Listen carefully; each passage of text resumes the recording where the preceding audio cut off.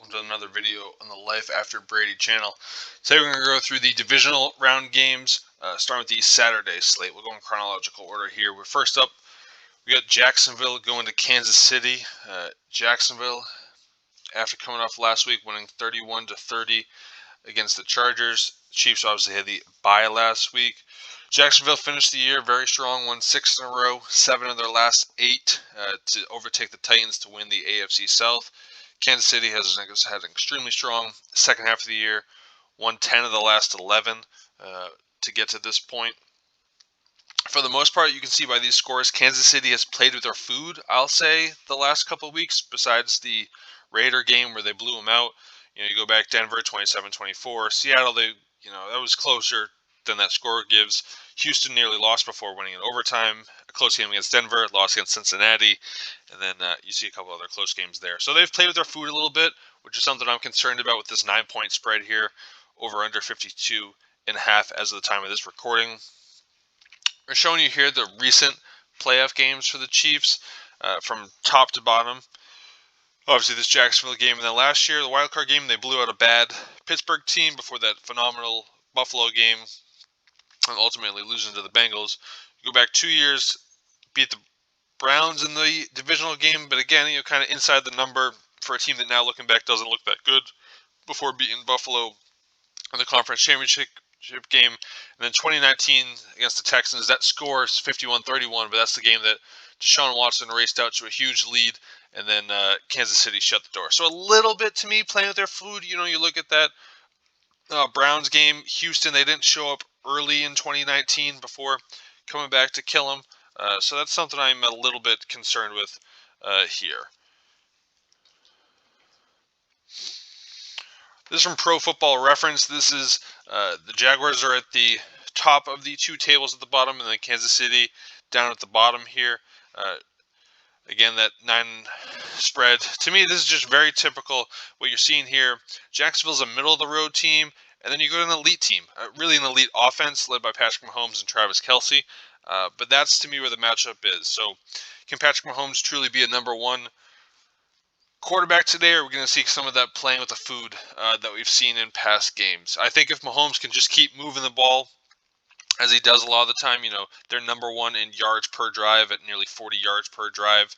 I think if he can do that, they'll be fine, getting those points. Versus, it's just going to be hard for Jacksonville, 14th in plays, 7th in yards, 11th in points per drive against a defense that's not great.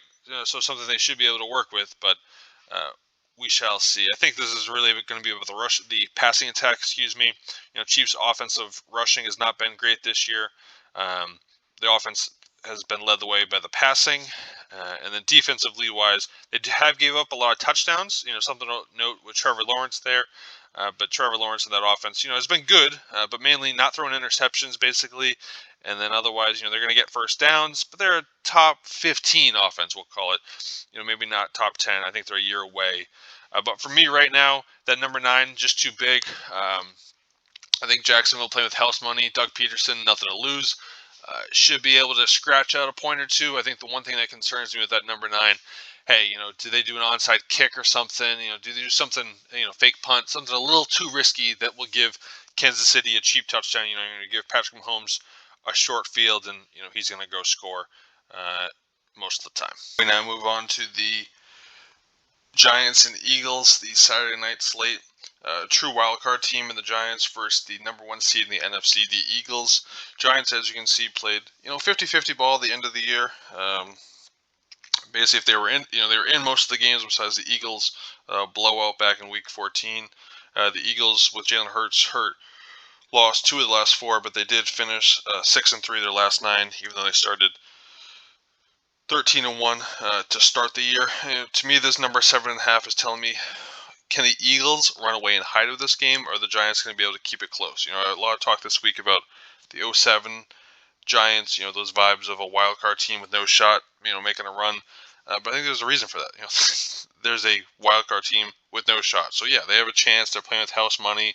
Obviously, Daniel Jones wasn't expected to do what he did this year, but neither with the Eagles. To me, I think people had more faith in the Eagles than I did, but after the way Jalen Hurts played last year, did not think this team was going to do it. They clearly have played very well, but can they run away? A game like they played against the Giants week 14, 48-22, or is this going to be like some other games? 25-20 against the Chicago, 17-16 against the Eagles, Green Bay 40-33. They played very well, but 7.5 they're going to need to run away and hide with this in order to get to that number. Giants got here by beating the Vikings, who no one had faith in, 31-24 last week. The Eagles had a bye. Similar to what we just talked about with Kansas City and Jacksonville, the Giants are the middle of the road team, 15th in points for, 17th in points allowed, versus the Eagles are 3rd in points for, 8th in points allowed. The Eagles, similar to Kansas City, 35 yards per drive on offense, number 3 in points per drive, versus 7th in yards, 10th in points. Giants, especially their defense, will give up bunches, and that to me is, the first quarter, first half. Can AJ Brown or Devontae Smith kind of get loose, pop get a shot, play to get the Eagles on the board and let them, kind of get a 2-touchdown lead to start with, and then they can just run the ball from there with that 5th in yards, 1st in touchdowns with 13th in yards allowed, or do you let the Giants stay in it and let them use their 4.8 yards per attempt, with the duality of Saquon Barkley and Daniel Jones? If they can do that, I think they can keep this game close. Turnover-wise, they've been phenomenal, obviously, this year offensively. Second, very limited turnovers. The Eagles have been good on offense and defense in terms of turnovers, and I think, to me, this game stays close. 7.5 is too big of a number for me. This game reminds me of the 2 last week with Buffalo and Miami, and then Baltimore and Cincinnati. Third time around this season, these teams know each other. I just think that's too many points for a divisional matchup. So I like the Giants to keep it close. I like the Giants plus 7.5.